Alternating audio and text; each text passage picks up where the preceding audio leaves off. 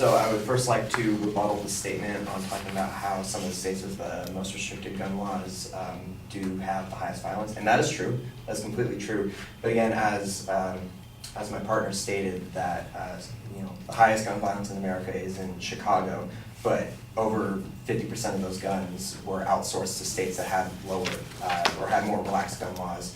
So again, those criminals, which by the way, Chicago is around the state borders of Minnesota and Michigan, I believe, and both of those states, it's very easy to go and buy a gun straight from firearms dealers completely legally, and that is because of not the best background checks. But another point I would like to make is talking about a little bit more with the mental illness and saying that we are discriminating against the mentally ill. So research done by Objective Analysis Effective Solutions, they state that background checks that include restraining orders were associated in a 13% drop in firearm homicide rates and a 9% drop in overall homicide rates. In addition, background checks for mental illness were associated with a 7% drop in both firearms and overall homicide rates, as well as background checks for fugitive status were associated with a 21 and 23% reductions in firearm and total homicide rates. And if we want to continue talking about the workability of how in some cases, restricted background checks have helped as well, 4 studies examined the overall effect of dealer background checks on firearm homicide rates. 2 used large independent data sets and found significant effects indicating that dealer background checks reduce firearm homicides.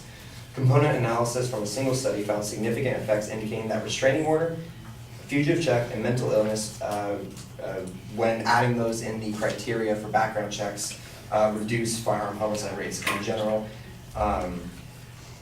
They've also suggested that mental illness checks have suggested effects consistent with the reduction in firearm homicide.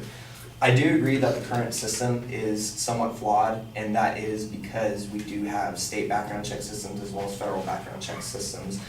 So to talk about Stephen Paddock and how he was able to really purchase so many of these weapons, again, with full and legal background checks, is that there was a proposition in a ballot that wrote that universal background checks, which have made it illegal to privately sell or transfer firearms without involving a dealer, will not be enforceable because it's a redundant system.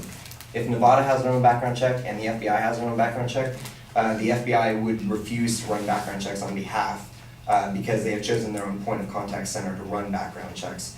Therefore, it duplicates the effort, and federal regulations require all federal or state law to do that. So again, I think that's where the fees come into play as well, where they were talking about that it's more expensive, and that's because the FBI wants people to pay for these background checks. So.